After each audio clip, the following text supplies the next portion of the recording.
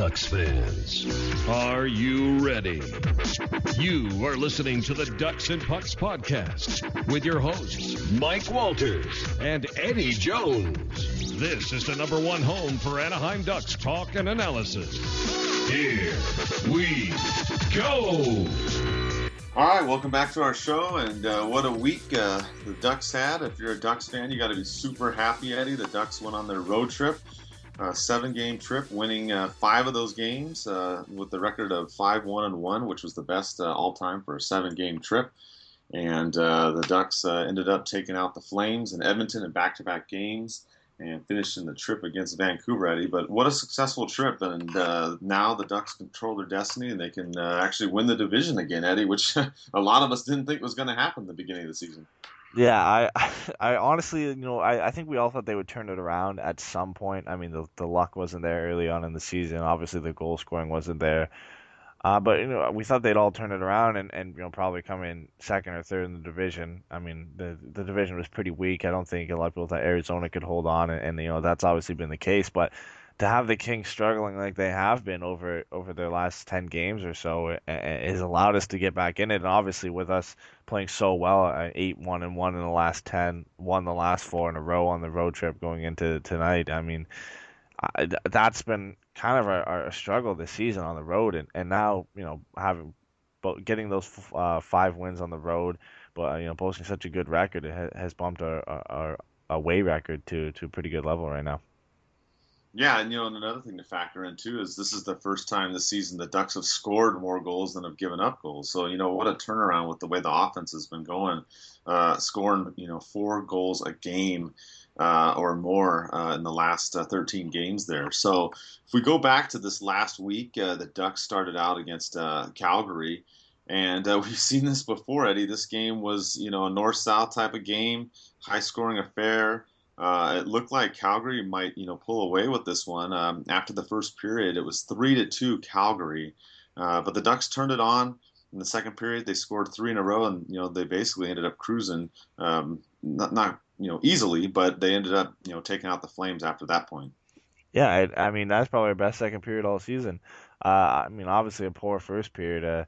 The power play goals were flying like crazy. The first 3 obviously being power play goals, 2 for Calgary and 1 for the Hampus Lindholm, obviously. Yeah, I mean, it was just a crazy first period. I think we were supposed to shut down Hoodler, Goodrow, and Monahan.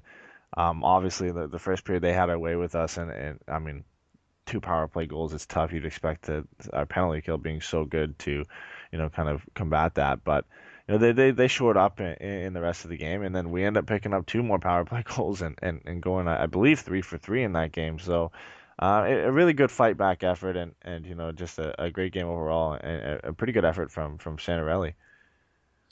Yeah, Santarelli has really stepped up, with Stewart going down. Santarelli's been bumped to that line with Getzlaf and Perron, and he had 2 goals in this game. And after this road trip, he's now the 4th leading goal scorer on the Ducks team with 9 goals. So none of us would have predicted that. So he's been doing well, playing in a bottom 6 role. Now he's playing more in a top 6 role, and he really came through in this game, Eddie. Definitely proven that he can play still.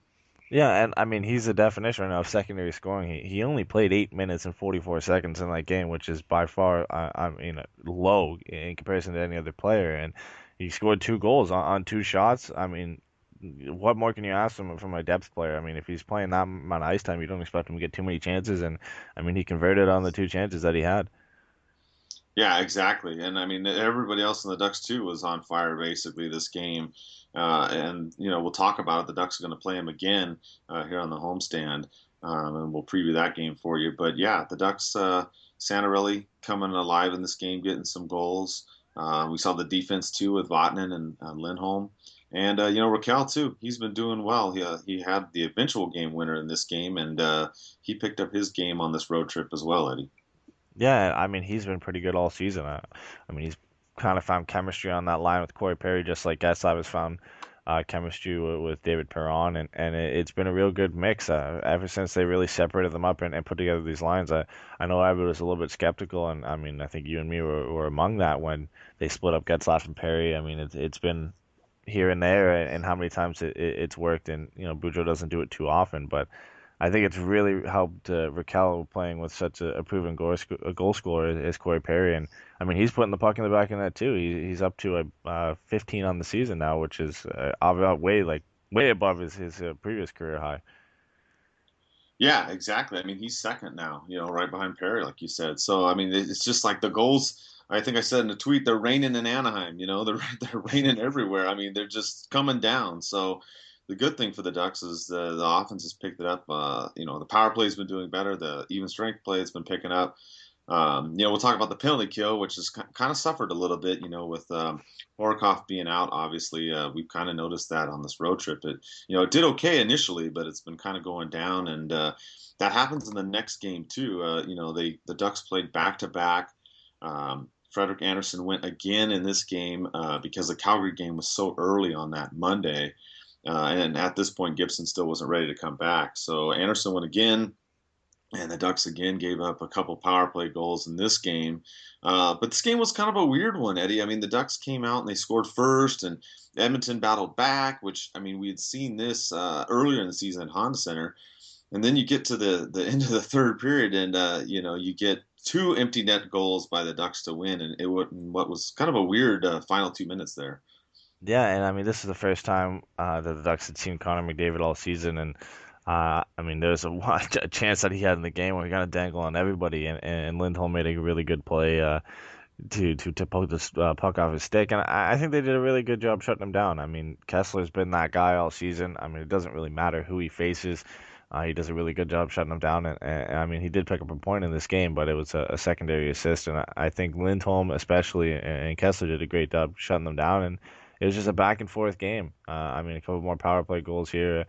Cogliano picked up the shorty on the empty net, and they were able to close it out late. A little bit of a hectic game with Pouliot getting that late power play goal, but I think all around a good effort.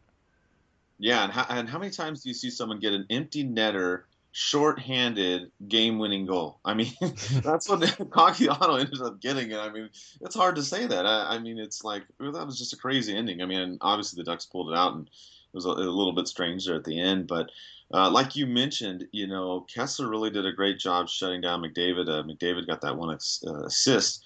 Kessler wasn't on the ice for that, but that's why I had mentioned that he was the player of the game. At least, they have so many people scoring, but it's nice to see some defensive efforts out there.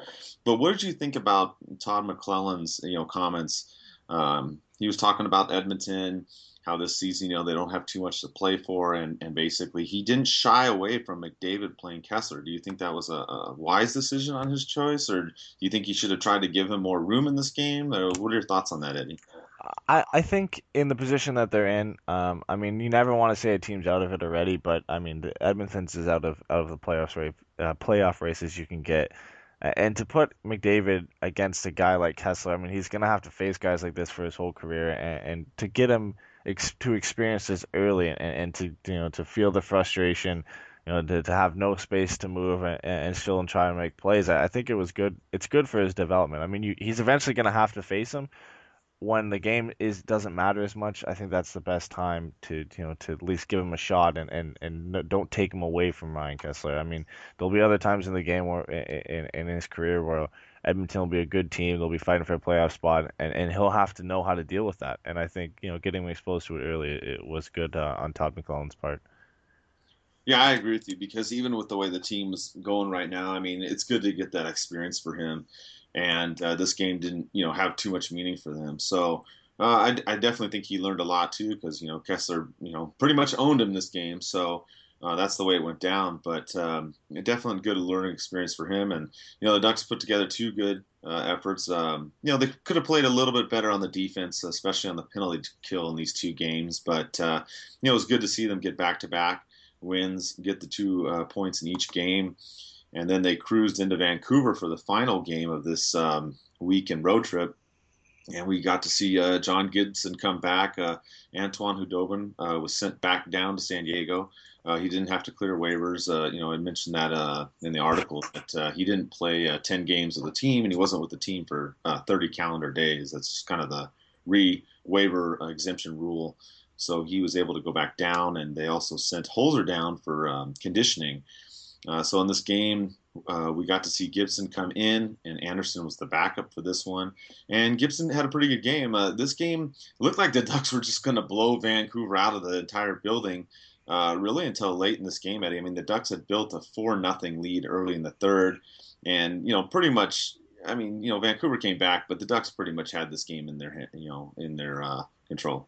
Yeah, I mean it was a perfect road game up into middle of the third period where Hansen and Baertschi were able to get them back on the board. But I mean you can't really blame them. I mean they're gonna have some fight back. The Ducks are at the end of a long road trip, probably thinking about getting back home to Anaheim and lose a little bit of focus, but they're able to close it out. And Bieksa gets an empty net goal against his former team, and Getzlaf with another 2-point night. And what a tear he's been on in his, I don't know, last 15 or 20 games. I think there's only been 2 times where he's missed out getting a point, I believe, against Minnesota on January 20th and Arizona on February 5th. And every other game since early January, he's had at least a point. I mean, this is what you expect from our captain, and I mean, another great effort from him in this game. Yeah, Ryan Getzlaf has just been on fire lately. 7 games in a row now with a point, and he's had so many multi-point games lately. I mean, it's just hard to keep track of how well he's been doing. And now with Santorelli and Perron on the line that he's on, that's still been working too. So this game was a good game. Probably, I would say this was probably one of the best games of this road trip. I mean, the Chicago game was a pretty good one too, but this one was really good, Eddie. I think until the very end. And again, unfortunately, they gave up another power play goal, but the Ducks dominated in the faceoff circle, and they played physical against the Vancouver Canucks, and Vancouver's been struggling, and they're falling out of the playoff picture too. Just like Edmonton's out of it now, and Calgary's going down too. But these are the games that the Ducks have to win, Eddie, and the Ducks we talk about. They won the week. They won all 3 games.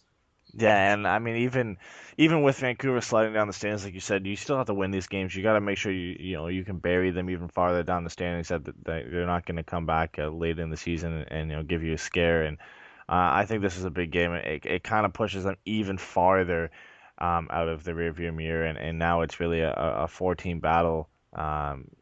With Arizona hanging on a little bit.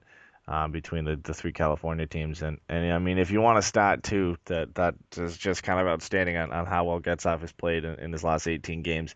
He has points in 16 of the last 18 games the Ducks have played. I mean, and like you said, a ton of multi-point games spread out through that whole period. Just an amazing stretch of games for Ryan Getzlaf so far. Yeah, I mean, you cannot take away the way he's been playing, Eddie, as you said. I mean, he's just been playing out of his mind. He's shooting the puck more. He's getting goals, really leading the team, since Christmas. And I mean, you've seen a lot of people talking about it, how the Ducks have been doing. Another one to talk about, I wrote about on the Hockey Writer website, is Frederik Andersen. If you look at his play, he's gone 9-0-2 since December 21st. That's the last time Frederik Andersen lost in regulation. That's just crazy. I was looking up his stats, and I know he'd been playing well, but that's just insane. I mean, he hasn't lost in 2 months to the day, as of right now, February 21st. So he also had a 2.08 goals against in that time frame and a 9.27 save percentage. So, I mean, we talk about the goalie situation and we go back and forth, and we got questions about the trade deadline and making moves and all that stuff. I really think Andersen, it was his net in the beginning of the season. He got sick, and then Gibson obviously came in and did outstanding in December. And I think it's still a timeshare, Eddie, but I do think Andersen's starting to get his net back. Yeah, it's a tough decision. I mean, they both play so well. They make big key saves. They play a little bit of a different style. Freddie's obviously a bigger guy. He plays a more. He plays as a bigger goalie, I guess you could say. I mean, he stays up for a lot of things. He doesn't really flomp around on the ice, and it's a little bit of more of Gibson's style. And they seem to both work. And like you said, Freddie's been unbelievable in going 9-0-2 in his last 13 appearances. And it's tough to say. I think they'll probably split it the rest of the way. That they're pretty much at that right now. Freddie started 27 games Gibby started 23 games. So it's relatively close right now, and I would expect it to be that for the majority of the season. We've seen it, pretty much be like that for the last 2 seasons with the Ducks. Yeah, and I mean, we'll get to some of the fan questions here too, and I really hope that they do keep Anderson. I mean, the way it's going, I think that they can do it. And we kind of had a fan question about that. We had one question that basically asked about all the RFAs because we've got Vatanen, you got Lindholm, you got Anderson, you got Raquel. So that those are kind of the big four. And Alexander asked about those four players and wonders, can the Ducks keep all four players, Eddie? And I really think that they can. I mean, we kind of talked about this before. The Perron trade, Hagelin's gone, and, his deal frees up a lot of money in the next couple seasons. I think the Ducks can keep all four. I mean, we'll talk about trading for a forward, but if they do want to keep these four players going forward, I don't really see any reason why Murray and the Ducks can't do it. Yeah, I mean, right now, according to Cap Friendly, they have a projected cap space of just over 8 million, which for a team that's going to be competitive is, a lot of room to work with. I mean, obviously they have a lot of guys who are coming off the books at the end of the season too. I mean, Chris Stewart, 1.7 million coming off, Horkoff 1.75 million, Hudobin's at 1.3. A couple, obviously, Santorelli as well, Harry Zolnachuk, they're at a little bit smaller value, and Perron carries a $3.8 million cap hit. So I think if you focus on the RFAs first, I mean, Raquel's obviously going to get a raise. I think the best thing for him and the Ducks right now is to have a sort of a bridge deal. I mean, he's had two 30-point seasons so far, and you would expect him to reach closer to 50 this year, which is a huge step up for him. But I think a bridge deal is perfect for him to see if he can continue this success into the seasons to come. And maybe a 2-year deal around 3.5 million. I think is what they'll look at. Closer and similar to Silverberg's cap range in and around there. And then you got to focus on Hampus Lindholm and Sami Vatanen for sure. And it's tough. I mean, Lindholm's been great this season. Vatanen's been quietly, very good offensively, and in some games he's been, very good on the defense side as well. And figuring out their cap hit is going to be hard. You would expect them to both to get around the same amount of money, but the term is the question there. Maybe do you lock them up for 5 years, 7 years now? It's tough. I get, it all comes down to the agents and the players involved, and then you got to look at Freddie too. I mean, Gibby's locked up at a very reasonable cap hit for the next 3 or so years at 2.3 million. So, you have a little bit of wiggle room there with Freddie, but you don't want to end up paying him too much and locking yourself up in cap space. But they're working from a position of power. They'll have a lot of cap space available for these guys, and a lot that comes freed up. So I don't think it'll be too hard to work it out. Yeah, I think that they can do it. I think that they can keep those four players, if they want to. And obviously the big question that everybody keeps asking is, okay, the trade deadline is coming up here. It's just over a week away. And should the Ducks get another forward? That's the big question that's been going around. And then some other people have been asking too, Eddie, well, hey, you know what? The Ducks are scoring 4 goals a game. Forget it. Don't even do anything. I've started to hear that from some of the fans too. So Darren had asked a question about that. Should the Ducks try to get another forward, one that's a scorer, given, how good the offense has been now? I mean, if we talked about this 2 weeks ago, I would have said, well, yeah, we should. Now, the way the Ducks are going, it's not imperative that they do it, but the Ducks do have the option that they, can trade a defenseman to go get a forward. They have so many guys on the blue line. Don't forget, Theodore's still down in San Diego. He could come back if the Ducks do decide to move one of the other 8 defensemen that we have that can play in the NHL right now. So for me, I wouldn't mind if the Ducks did do it. I don't think they would have had to have done it if Horkoff wasn't suspended and Stewart getting injured. But now that both of those have happened, obviously Richie's been called back up, and he's playing too. But I think they should still make one more move, Eddie. At least get another forward. I don't think it has to be necessarily a super offensive-minded forward, but they need to get at least one more player if they can, more for depth unless they're just going to ride Richie through the rest of the regular season. Yeah, I think it doesn't hurt. I mean, a lot of people say with the goal scoring right now, why get another guy in? You know, it might disrupt chemistry.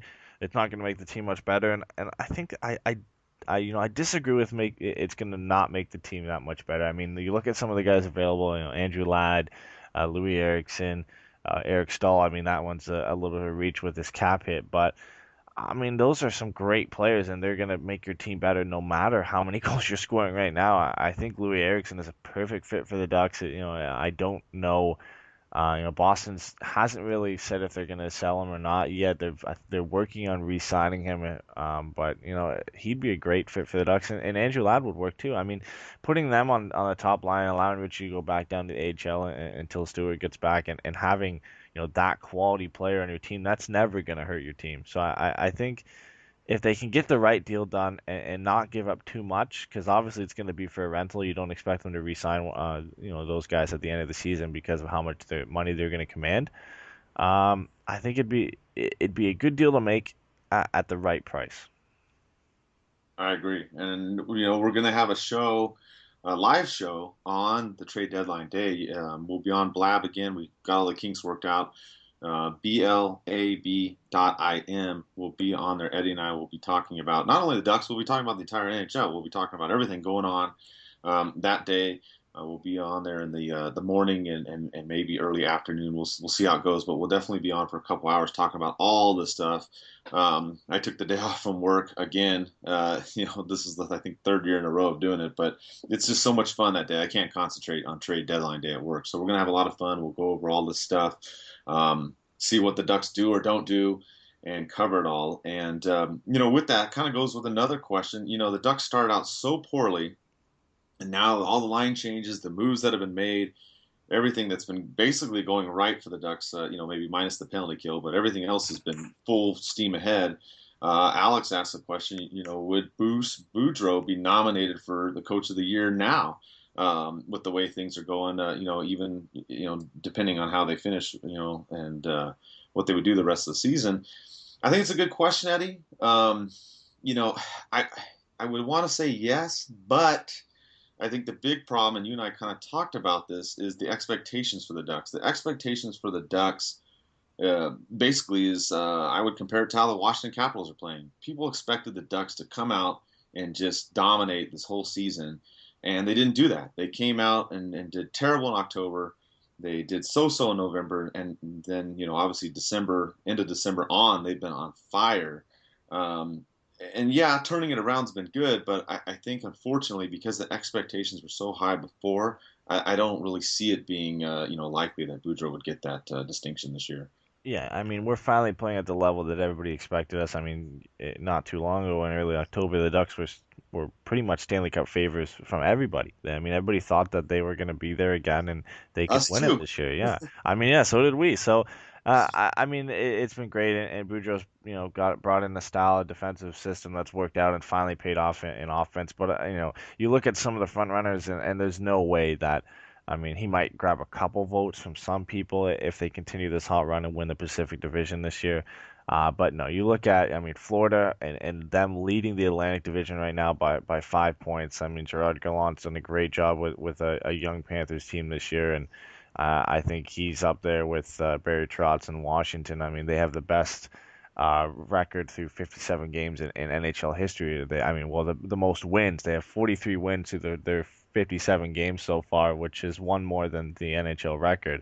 I mean, you would have to expect he's the front runner right now, and I mean, he'll probably win it. I mean, there's no reason he shouldn't. They have 90 points right now, which in some seasons is enough to make the playoffs, and they still have 20 or so games, 25 games till the end of the season. So I think you'd have to say he's a front runner, but that doesn't put anything against Boudreau. He's done a great job getting the team to buy into this system so far.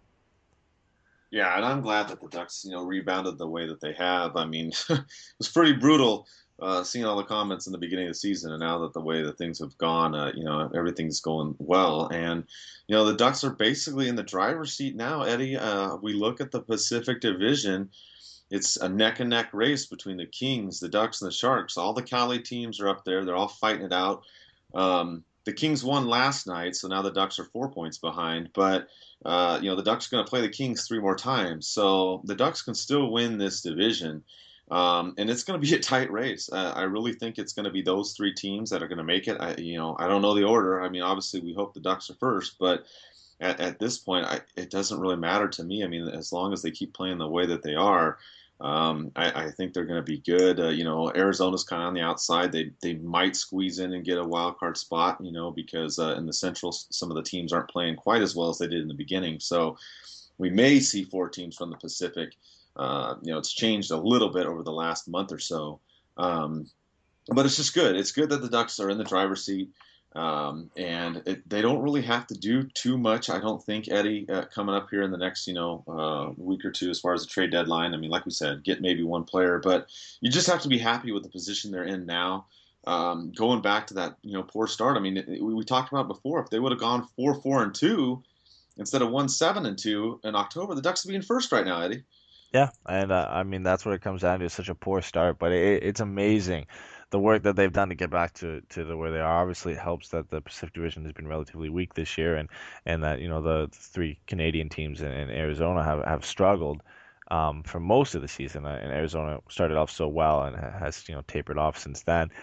But it's great to see them in a playoff position, and I'd be happy with them finishing second or third in the Pacific. But I mean, I don't think anybody expected them to be in reaching distance of the LA Kings for the Pacific Division lead. I mean, there's no way when they were 15 points behind them, I said, maybe in February they'll be within 2 points. And look where we are now. I mean, if they get a win tonight in Honda Center against Calgary, which, I mean, we all know is pretty much certain in the way that the Ducks have dominated Calgary at Honda Center in the past, they're 2 points behind them. I mean, and like you said, they play them 3 more times this season, 2 more in the next 7 games. I mean, they play them on Sunday coming up a week from today, and then they play them 2 games after that in LA. So, I mean, it's going to be those 2 games are going to be huge. I mean, if the Ducks can get the wins that against some of the easy teams coming up. I mean, no game is easy, but you got the Flames tonight,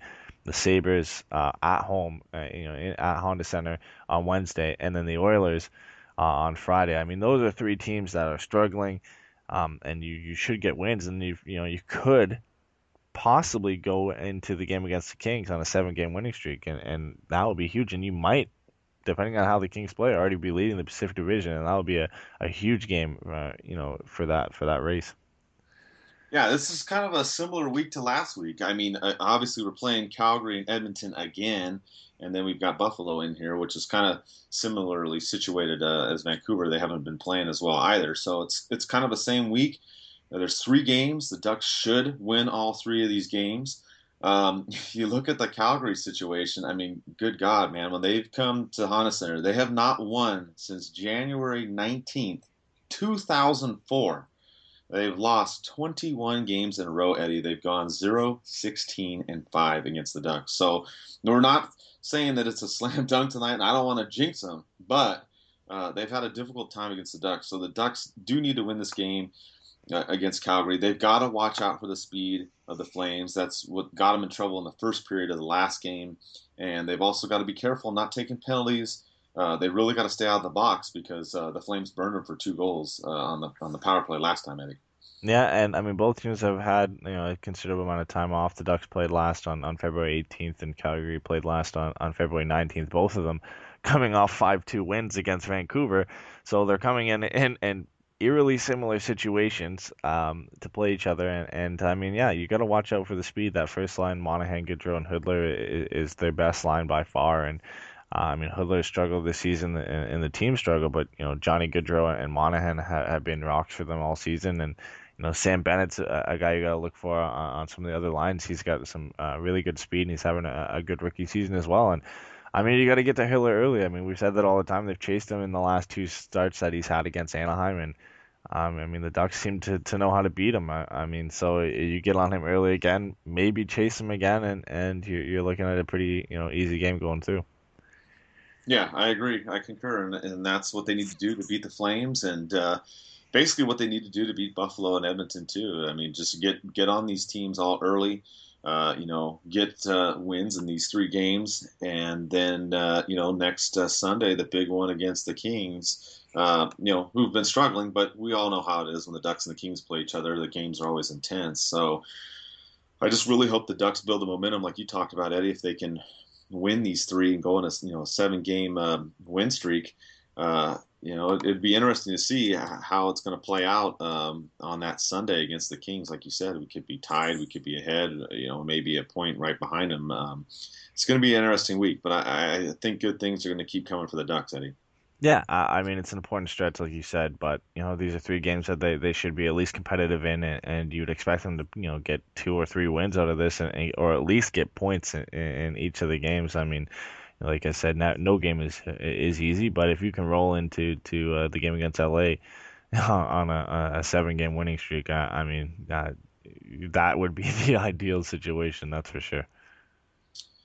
Yeah, and it's going to be intense. Like we said, you got to buckle your seatbelt and you got to hang on, because this next 2 months it's going to be crazy. I'm telling you, it's going to be exciting and it's going to be fun. And it looks like the Ducks are going to definitely be in the playoffs again. So things are going well. And we did have a watch party too this last week, and we're going to have a couple more coming up in March. We're going to have one on the 5th and one on the 20th. That's a Saturday and a Sunday. We're going to do some on the weekends, because some people have asked about weekend get-togethers as opposed to right after work. That may be a little bit easier. But we had a really good group last time. Phil Hewitt was there again. We didn't do as much trash talk because we were playing the Canucks and we were basically blowing them out, so it was kind of whatever. But we had a good time. Hopefully we'll see you there at those watch parties. I'll put out some more info on those, as the dates come closer. And as far as the NHL this last week, other than the trade deadline coming up, Eddie, there really hasn't been a lot of news. Except for the man Jaromir Jagr, the ageless wonder there, now passing Brett Hull, 3rd time all time in the scoring goals. Yeah, I mean, he is 43 or 4. I might be 44 now. I mean, he just gets older every time I see him play. But yeah, I mean, he's it's amazing to see a guy still playing at that age, and now he's moved into 3rd all time, only behind Wayne Gretzky and Gordie Howe. In goals scored. I mean, it's an amazing feat for him. And it's just a great player to watch, and to be able to still see him play and play at a pretty high level as well is just amazing at that age. Yeah, I mean, it's just outstanding. I mean, it goes in line with what you said with the coaching job and the way the Panthers have been doing everything. And having him there, it's going to be, an interesting finish for them this year too. Jagr was actually, I don't know if I told a lot of people this, Jagr was actually one of my favorite players before the Ducks came around, because, he started with Pittsburgh back in 1990, and some other guy named Mario Lemieux, too. He was pretty good, I heard. But, those guys were the guys that I actually watched, along with a few others. Obviously, Solani, too, when he was on the Jets. But I really followed Pittsburgh, late 80s, early 90s. And it's just crazy to think, going back, that his first year was 1990, Eddie, and I mean, he's still here and playing. And like you said, I mean, he's playing at a great level, 3rd all time in goal scoring now, and I mean, it's just insane. And I mean, it's good for him. I'm glad. It kind of makes me sad, because I kind of wish Teemu was still playing. Yeah, I mean, you'd have to think too, is if he didn't take those 3 years off to play in the KHL, we'd be talking about him chasing Wayne Gretzky for the scoring lead right now, which is amazing just to even think about. Yeah, you know what? You brought up a good point. I totally forgot about that, and that's true. He could have been if he would have been here instead of over there. But either way, it's fun to watch Jagr, and it's fun to watch some of the other teams out there too. I mean, obviously we love our Ducks and watch them the most, but I don't mind catching games of other teams, and Washington and Florida are definitely a couple ones that I'm going to be keeping my eyes on too for the next couple months. But we're going to come back, like we said, next week. I don't know if we'll do an actual podcast, because we're going to do the live one. We may do both. Maybe we'll double dip it and do a show and the live broadcast during the trade deadline. But keep your ears on the ground. We'll keep posting updates and stuff, and we have some shirt sales going on too on DNPhockey.com. I'm trying to move out some inventory and get some stuff out, so maybe make some room for some newer things coming later. We'll see, but make sure you go on there and check that out. And let's go Ducks and have a good week.